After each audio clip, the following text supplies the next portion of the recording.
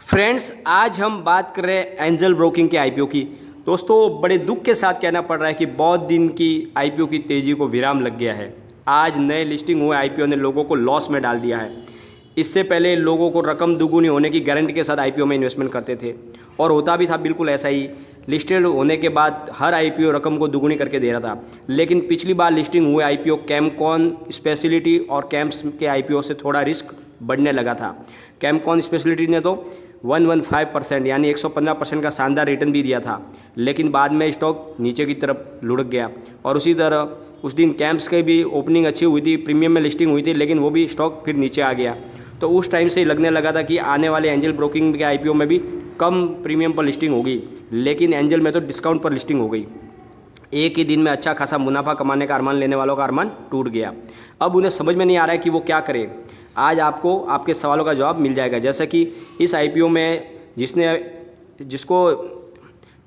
IPO में जिनको share allot हुए उन्हें अब क्या करना चाहिए। क्या लॉस बुक कर लेना चाहिए, या अभी लॉस के साथ स्टॉक में बने रहना चाहिए, या फिर कोई तीसरा ऑप्शन है।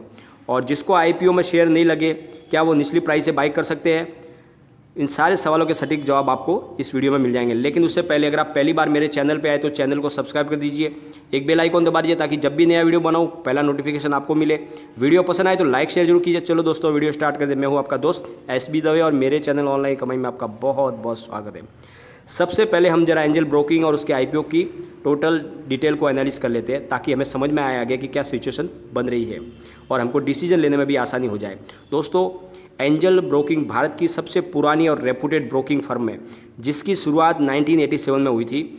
एंजल ब्रोकिंग का हेडक्वार्टर बॉम्बे में है और यह Bombay stock exchange, national stock exchange of India और national commodity and derivatives stock exchange और national commodity and derivative exchange limited और multi commodity exchange of India limited के सदस्य है।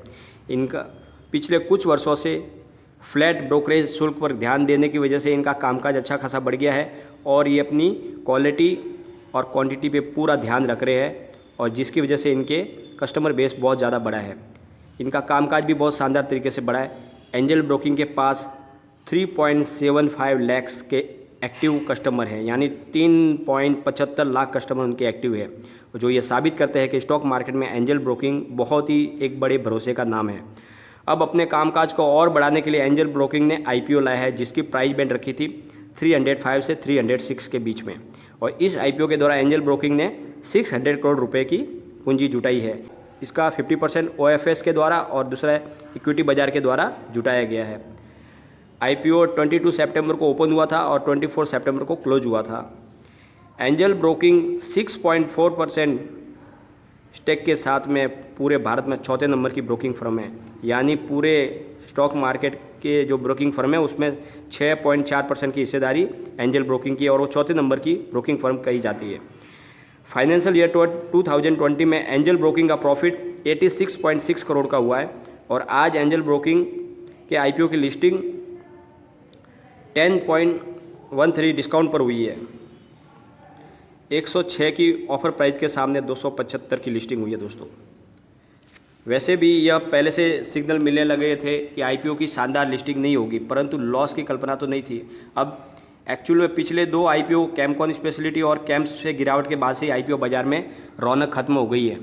ग्रे मार्केट में पहले से ही एंजल ब्रोकिंग के आईपीओ की प्राइस 20 रुपये डिस्काउंट पर चल रही थी, जिस कारण से बहुत से लोगों ने यह कह दिया था कि लिस्टिंग नीचे के भाव में ही होगी, और हुआ भी बिल्कुल वही। लोगों को स्टॉक में से बाहर निकलने का मौका ही नहीं मिला। अभी ट्रेडिंग शुरू है, 1:45 का टाइम है दोस्तों, 1:45 हुआ। स्टॉक करीब 277.60 पर ट्रेड कर रहा है। लिस्टिंग के बाद शेयर 256.60 तक लो में गया था और अब लगभग लिस्टिंग की प्राइस के आसपास ही ये ट्रेड कर रहा है। अब सवाल ये उठता है कि जिसको आईपीओ में शेयर अलॉट हुए उन्हें क्या करना चाहिए। तो दोस्तों, मेरी राय यह है, अगर आपने सिर्फ आईपीओ में प्रॉफिट कमाने के हिसाब से ही इन्वेस्टमेंट किया था तो लॉस बुक करके एग्जिट हो जाए, क्योंकि फिलहाल स्टॉक में और गिरावट की संभावना बन रही है। लेकिन अगर आपका कुछ समय के लिए होल्ड करके रखने का इरादा है तो आपको इसको स्टॉक को ज़रूर रखना चाहिए। आने वाले समय में आपको प्रॉफिट ज़रूर होगा, क्योंकि स्टॉक शॉर्ट टर्म में गिरावट दिख रही है, लेकिन लॉन्ग टर्म में ये स्टॉक 470 तक जाएगा। लेकिन आपको कम से कम 6 महीने का इंतजार करना होगा, क्योंकि एंजल ब्रोकिंग का कामकाज बहुत ही शानदार है और ये स्टॉक आने वाले 6 महीने में आपको प्रॉफिट दिलाएगा। और जिसने स्टॉक में अभी तक इन्वेस्टमेंट नहीं किया है और वो करना चाहता है तो थोड़ा इंतज़ार करे। निचले भाव से ख़रीदारी करने का मौका मिलेगा। फ़िलहाल इस लेवल पे स्टॉक में नया इन्वेस्टमेंट नहीं करना चाहिए।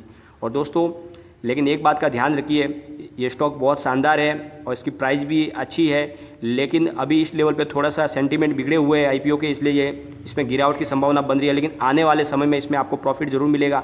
अगर आप इसको 6 मंथ के लिए होल्ड करके रखोगे तो आप शानदार प्रॉफिट आपको मिलेगा। लेकिन कोई भी इन्वेस्टमेंट करने से पहले अपने फाइनेंशियल एडवाइज़र से एक बार एडवाइस ले ले या अपना खुद का रिसर्च करें, क्योंकि मैंने वीडियो सिर्फ आपके एजुकेशनल पर्पज़ के लिए ही बनाया है। वीडियो पसंद आए तो लाइक शेयर जरूर कीजिए और चैनल को सब्सक्राइब कर दीजिए। थैंक यू दोस्तों।